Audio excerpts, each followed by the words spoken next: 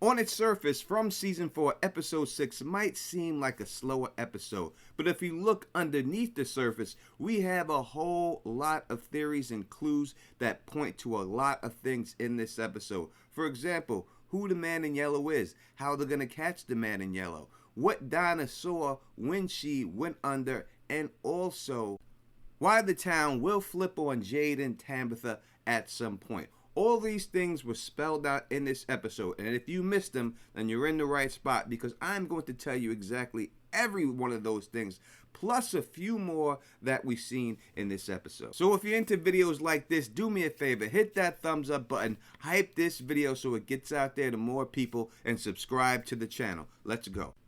The episode starts off just like every other episode and From, picking up right from the last episode we've seen. And Boyd is inside the station with Jade, and Jade is trying to explain to him that the way that they get out of here is going to depend on the visions that he saw.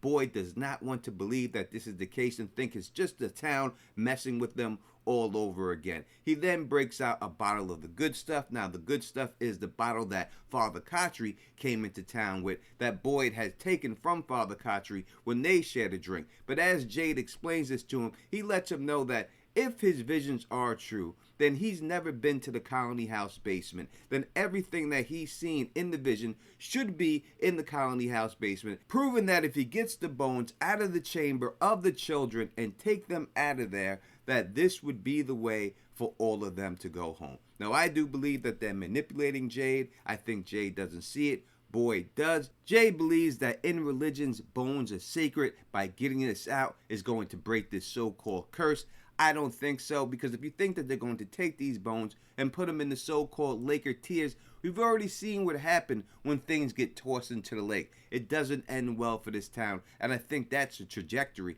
that they're on. And in this moment, the town is exploiting Jade's hubris because he always thinks he's the smartest person in the room. We follow him over to the basement where we see Acosta playing with a Viewmaster. The Viewmaster debuted at the 1939 World's Fair, introducing a device that was meant to alter human perception and simulate looking into a three-dimensional reality that wasn't really there. Now, this is important because we know that on the suitcase of the man in yellow, there was a sticker for the 1964 World Fair, which happened 25 years later. Now, the core theme of the 1939 World Fair was building the world of tomorrow, and focused heavily on how science, futuristic technology, and simulation would shape human society. And the 1964 World Fair expanded on this, focusing on space age, early computing, and artificial environments. Think about what a viewfinder actually does. It forces the observer to block out the real world and stare into a mechanical apparatus that crafts a completely fabricated, enclosed visual reality. It is literally a pocket dimension for your eyes. Now, I talked about this in my last video where I said this all could be a holodeck situation, as in Star Trek The Next Generation, and I'll link it at the end of this video so you can go and watch it, because this seems like what we're working ourselves towards. Now, while in the basement, after Acosta explains to Jade why she's down there, that Boyd doesn't want her killing herself, and that's why he's giving her a task, and that she's been successful at not killing herself, Jade does go around the corner and does not find the door he was looking for. Upstairs, Jade accuses Boyd of not being enough to save these people, and this gets Boyd to have to snatch Jade's ass up.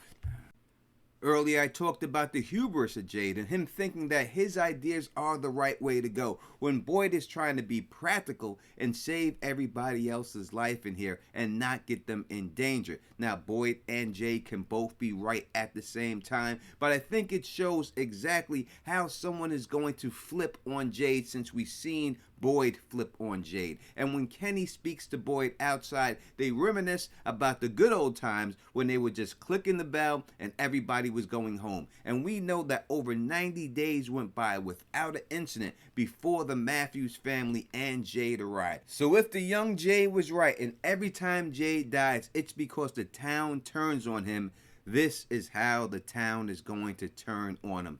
This thing he's got with the bones, he's going to go down there and it's going to backfire in the end. And that's going to be the final straw that forces the town to want to kill him. Kenny then shows Boyd the picture of the man in yellow eating Miranda, and they are alerted that Victor is on the roof. When they go to the roof to try to talk Victor down, he says that there was a man who was here and he tried to help people. It did not work, and he wound up killing himself by throwing himself from off the top of Colony House. He did not die right away. After this, he lived for a few days, and then he died after. But Boyd and Kenny do talk Victor down, saying they need information about the man in yellow and ask him if he's willing to provide some, which Victor then says yes and tells them that he arrived just like everybody else. He was in a brown car. That's what he remembers. And right now we can see the setup easily of how the man in yellow is eventually going to get caught. Let me explain. We see Julie go over to Sarah and they get into a little conversation where she tries to tell Sarah that she understands exactly what Sarah went through now and she didn't understand it before. Sarah then invites her inside of the house and they start painting the room. Now the color they're using, we can consider it lilac, or we can consider it lavender. Now, during the Victorian era, rules around death and grieving were incredibly strict. When a spouse died, the widow had to go through different stages of grief. First was full mourning, and for the first year, they could only wear solid black. And then after a year and a day, they entered the half mourning stage, where they were allowed to transition into lilac and lavender. And this is what we see going on with Julie, dealing with the death of her father, and Sarah getting her over the mourning phase and back into the half mourning phase, because at this time she doesn't believe that her powers are working and she's going to be able to go back and save her father. That brings us right to Victor. We see Victor now drawing pictures of the car that the man in yellow came in. What we're going to see is that the bookmarks that Julie was looking for and able to get to specific points will be Victor's drawings. And this drawing specifically, and the only reason why they had him draw this drawing, is that Julie is going to be able to use this as a bookmark to go back into time and find out exactly when the man in yellow first appeared. And then he will be able to see this man shapeshift into somebody else into the town, and that is going to then lead to Acosta, who we seen with the viewfinder, which is a picture. Find a picture of Sophia down there, and they'll put it all together, and this is how the man in yellow will be caught. We then see Kenny pick up a drawing of which looks like the Lake of Tears at Victor drawn. Now, what is this? To me, the eye in the sky represents the lighthouse, and underneath it is what they consider the Lake of Tears. Tabitha was told by Victor that the boy in white said in order to save the children, you had to go through the bottle tree and go to the lighthouse. In this lighthouse, there were no children there. So I figured that what he was trying to tell him is that it's not here in the lighthouse, but it's beneath the lighthouse, as we see inside of that picture. And the tears of the lighthouse, which is considered to be the light from the lighthouse as it's depicted in the picture, underneath the lighthouse will be what they think is the Lake of Tears. Again, I think it's a setup, but we'll talk about that more later. Donna comes back from the settlement and shows Boyd exactly what happened up there. And poor Roger, it seems like these dolls actually turned him into a doll. We can see that they must have used their own button eyes and put over his eyes, and somehow they were able to sew his mouth shut. Now, when I look at this picture of him, I can only think of one thing, and that is The Nightmare Before Christmas. Now, when we are first introduced to our main person in The Nightmare Before Christmas, Jack Skellington, it's in a pumpkin patch where he is disguised as a giant fiery scarecrow in this pumpkin patch. Now, in The Nightmare Before Christmas, Jack Skellington lives in a nightmare world called Halloween Town, but he stumbles through a magical forest filled with trees that have doors carved with Christmas decorations on them, a Thanksgiving turkey on one door, and an Easter egg on one door, and inside each door leads to an isolated pocket dimension that is themed to whatever was carved in that door. And we can see that this could be what From is, a pocket dimension that is on some type of nightmare theme, or a pocket dimension that is a nightmare universe. And after explaining to Boyd about the dolls that came to life and how Tabitha used these totems to actually kill one of them, and they go upstairs to talk about this in the room, what they talk about is nightmares coming to life. And this, the stress from this, is what leads to Donna having a heart attack, which I thought was a very real life moment. Because although we are dealing with a lot of different things here that seem magical or could be science fiction depending on which side of the boat you want to be on, we see these people deal with these things, but the real life situation, the real life medical conditions, the real life anxiety that people go through isn't truly explored. And that although they go through the fear every night that they could get grabbed up by one of these monsters, the bigger fear could be that time could be running out because medical conditions are eventually going to creep up on people. And we see this happen to Donna. Boyd sends Kenny to go run off and get Christy, who is treating the girl who got burnt in the face. Everybody's concerned for Donna. Boyd is doing chest compressions. Now, in the comment section, people told me that for a heart attack, you can't do chest compressions, but evidently, that's not the case. But as they're doing it, Christy eventually gives up and says this is not going to work as she tries to zap her, but Boyd refuses to give up, and eventually they get a pulse on Donna. They bring Donna into a bedroom, lay her on the bed, and said they need to get the EKG machine working. So Jade uses the old technique taught to him by Tien Chen in order to make this happen. But let's stop right here and go through this device. First thing, we can see that it's labeled number 047. We've already talked about 47s many times and how they keep reoccurring and what I believe that they mean in multiple videos. So you can go back, I'll have a link to those, and you can see exactly what the number 47. But next we see the word Mabuse, and this has to be a reference to Dr. Mabuse. Known as the Great Unknown, Mabuse is a criminal mastermind, psychiatrist, and hypnotist who rarely commits crimes directly. He is most famous for building a vast criminal syndicate through disguise, psychology, and manipulation, and telepathy to destroy whole societies, which I think we are seeing in this town right now. I don't believe it's a one-to-one comparison. But when we look at the shape-shifting, the manipulations, and everything else, and knowing that Dr. Mabuse is the modern-day villain, he was the first superhero villain that everybody based their characters on, I do believe that that's what's going on here. Importantly, we know that Dr. Mabuse used technology to fool people into believing he had mystical powers. Ellis confronts Fatima about the golem that she's building, and she says that she needs this in order to feel safe, that she needs to believe in magic in order to feel safe.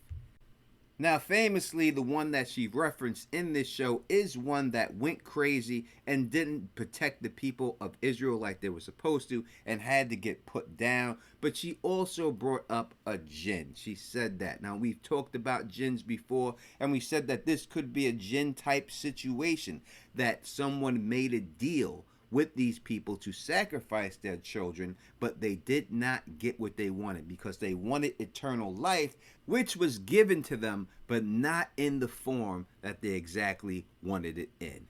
We see Sophia convince Henry that it's okay to drink with a 16-year-old, and he goes for it hook, line, and sinker. She asks, why is there a bar inside this town? And Henry gives her a great answer to that, countering it and giving her a line right back of a question that they all should be asking. But this is just a setup, as we see, because then we see Sophia fake cut herself on glass like she did it on purpose, causing him to be concerned for it and go off and try to find some type of bandage for it, which gives her the chance to drip her blood into his drink. And after he comes back, she then gets him to make a toast to this drink. Now, We don't see exactly what happens after this because this is the end of the scene, but we do hear him say that this one hits a little bit different. Now, I don't know if she dropped any worms in there. We did not see that. It just seemed like blood. But will this blood allow her to use him as a puppet? As we talked about before, Dr. Mabuse uses people as puppets. And we look at the trail that we already seen. We've seen her on top of someone saying, this is where it gets fun. This is where it's time to play. Puppets are used to play with. So I think most likely this is going to be him. From the look of the room, it does seem like it's in the barn, but it also could be the warehouse where they have this dude looking like a doll, which would also work. But I think it works better if it's Victor's father, because in the end, I think that her cover will be blown, and eventually she might have to take on a new form, and maybe having someone drink her blood is the reason why they're able to take on this new form. We also hear her say the exact same line we hear Martin say, that what if this is all a dream? And after that, we see Boyd talking to Father Khatri, who has a nice haircut. Probably the best haircut anyone's ever come back with in this town, to be honest. But when he's talking to him, he thinks about Martin and says that Martin said that the monsters, are just the tip of the spear. And then we get Father Khatri saying the exact same line that we heard the boy in white saying. So it's a good possibility, and I've said this in another video, I have a link to the description, that Martin is 100% the man in yellow, and maybe these other people that are coming to these people, like Father Khatri, is the boy in white coming to them in these forms. A form that they would respect and take seriously. So that would mean the boy in white would be Father Khatri and he would be Ted Tom, and that would mean that the man in yellow would be the Abby visions that Boyd keeps seeing. But I also believe that he 100% is Martin, and I've said that over a month ago. I know a lot of people jumped on that, but I said it over a month ago. After this, we see Boyd go with the sledgehammer downstairs to the basement and bang on the wall until it does reveal a door. And once he sees this door, this is what convinces him that Jade's vision was right. Also, Donna's heart attack, his Parkinson's disease, I think all those things led to him getting to this spot and going there and having to go on the offensive and then telling Jade, we're going to have to come up with a plan. And that's how the episode ends. Again, I think it was a slower episode, but if you looked at it deep like I did, and hopefully I helped you out with that, you'll see that we did get a lot of stuff in this episode, and I think it's just going to ramp up from there. I will be live tonight, 8:30 p.m., so you can call in and tell me your theories. I would like to hear from you. So if you like the way I do this, please thumbs up this, hype this video, please, so that it can get the spread that it needs, and subscribe. And until next time, you know who it is. Peace and stay sexy.